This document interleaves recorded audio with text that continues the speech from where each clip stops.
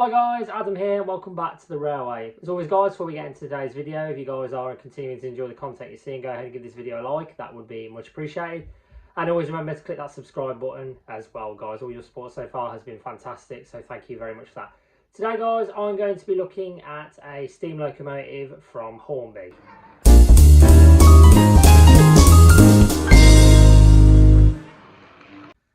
So then guys, let's get straight to it. So today we're going to be looking at a locomotive that was bought for me about 3 years ago now. My partner Kay bought this for me from TTC Diecast, which is in Derby. If you don't know, I'll leave a link in the description to them because they are a very good retailer. They have a lot of good stuff as well. I've been to various events in the past as well, so I'll leave a link to them in the description. So guys, we're going to be looking at this. This is the Hornby S15. Mine is in BR Early Crest livery. You can also get this in Late Crest livery and the Southern livery as well. Mine was paid for £99.50, which was good value at the time. It tends to be around that price now. I'll leave a couple of pictures on the screen. I believe you can get it for around that price now. I think various retailers do it differently. But at the time, decent value for money, so I can't complain there as well. So we'll go ahead and dive and look into this loco in full detail very shortly. But first, here is, as always, a bit of brief history on the S15 Southern locomotive class. The London and South Western Railway S15 class was a British two-cylinder 460 freight steam locomotive designed by Robert W. Urey, based on his H15 class and N15 class locomotives. The class had a complex build history spanning several years of construction between the years 1920 and 1936. The first examples were constructed for the London and South Western Railway, where they hauled freight trains to the south coast ports and further west to the city of Exeter, as well as occasional passenger work in conjunction with their larger wheeled N15 counterparts. Following the grouping of railway companies in 1923, the London and South Western Railway became part of the Southern Railway, and the chief mechanical engineer of the newly formed company, Richard Maunsell, increased the S15 class strength to 45 locomotives. Maunsell incorporated several improvements, notably to the steam circuit and the locomotive's loading gauge, allowing it to operate on routes with height and width restrictions. The new locomotives were built in 3 batches at Eastleigh and were in service with the Southern Railway for 14 years. The locomotives continued in operation with the South region of British Railways until the year 1966. 7 examples have been preserved for use on heritage railways to this day and are currently in varying states of repair. These locomotives were given the nicknames Good Arthurs due to their similar appearance to the N15 class. During the First World War, the London and South Western Railway management wished to address the requirement for a modern standard heavy freight locomotive to work from London's freight yards to the southwest of England, as the London and South Western Railway lacked existing freight designs capable of undertaking this task. A new design was needed to serve the south coast of Portsmouth, Weymouth and Southampton. The design was also to power traffic, including milk trains, which required fast transit to the dairies in London. Robert Urey used this opportunity to develop his recent H15 class design further, applying the 460 locomotive concept to a purpose-built freight design built to order number S15. It was his order number that gave the class its name S15. The first batch was built in the years 1920 to 1921, and by the years 1936, Maunsell had built his third batch. From the 45 locomotives built, 7 remain for preservation, 2 of which are Urey examples and 5 are Maunsell, which can be seen at several heritage railways across the country. All the surviving members of the class were purchased from Wood & Brothers scrapyard in Barry, Vale of Glamorgan, South Wales. Currently only 499 and 830 have yet to steam in preservation, while the other 5 have run in preservation, which are 825, 828 and 841. All have operated on the main line at certain points, though 825 has only been run between Grosmont and Whitby on the North Yorkshire Moors Railway.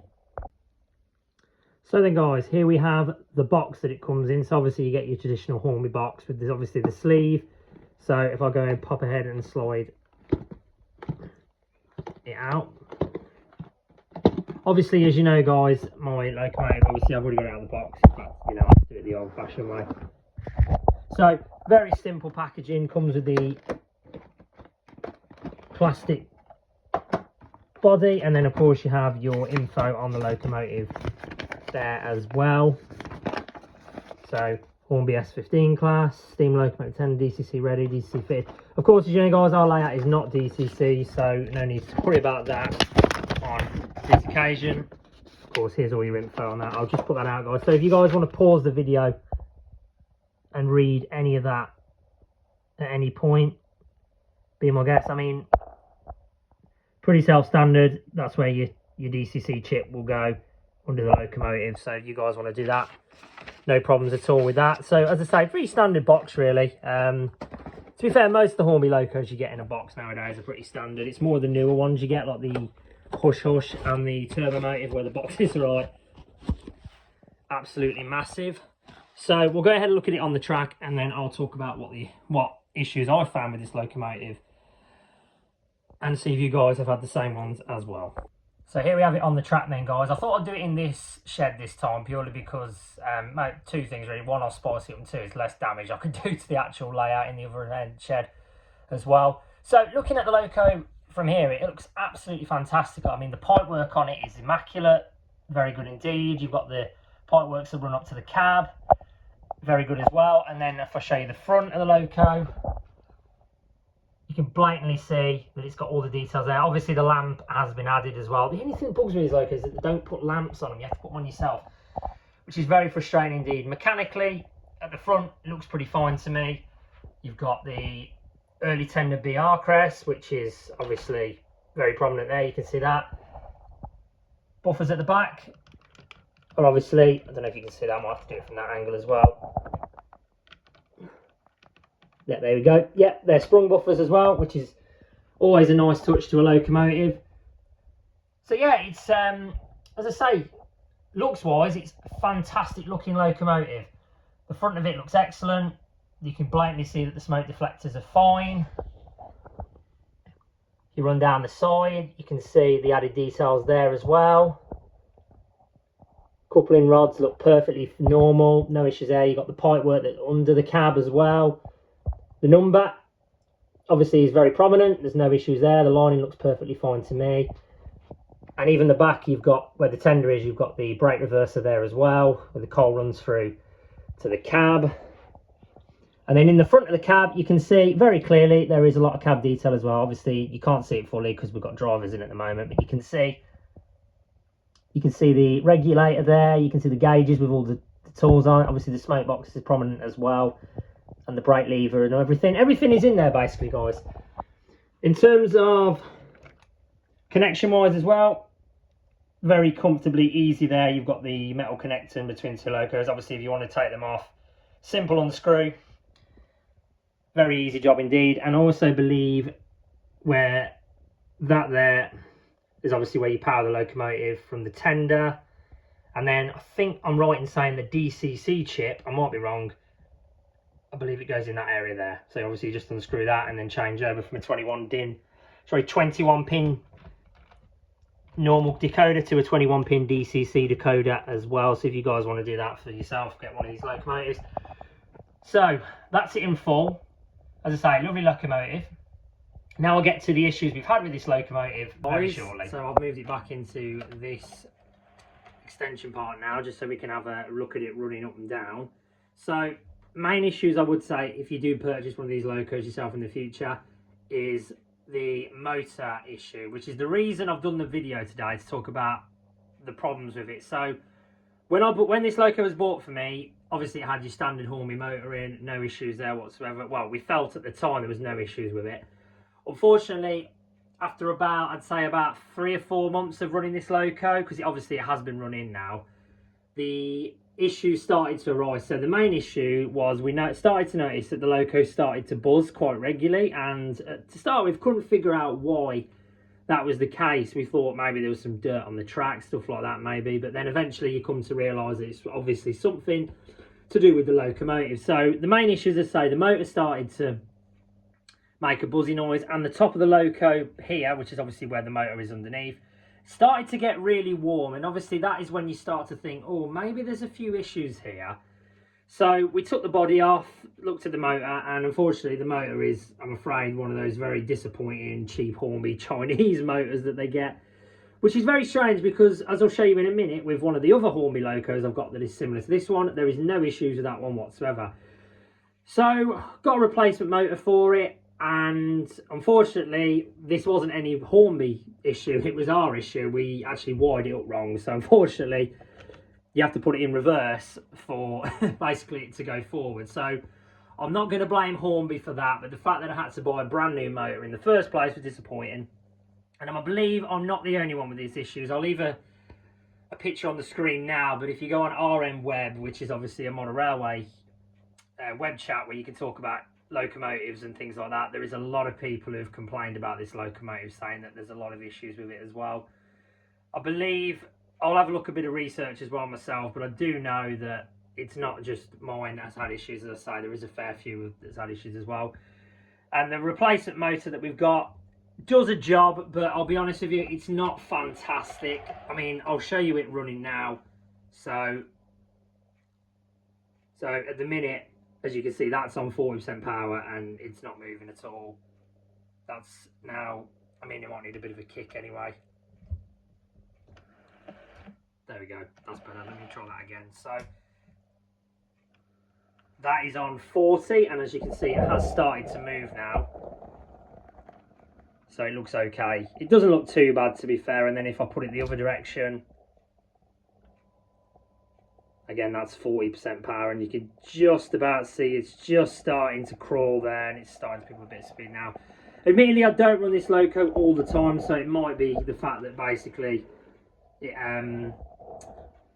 might need just a good run, to be fair, and maybe a bit of cleaning under the wheels as well. But I mean, unfortunately, that is.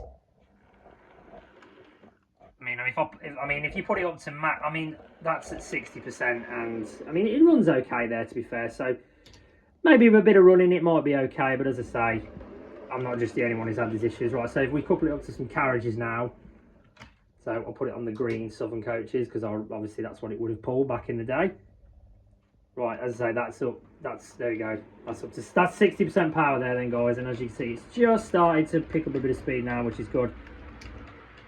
So I'll let that have a bit of a run round now, and I'll give one of its fellow friends a run itself. That's the King Arthur class, which for some reason, even though there's, you'd think looking at it, because I mean, let's be honest, it looks pretty similar to the S15.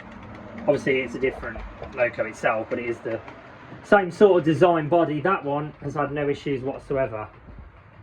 So if we see how this is getting on. So to be fair, it is running there fairly comfortably.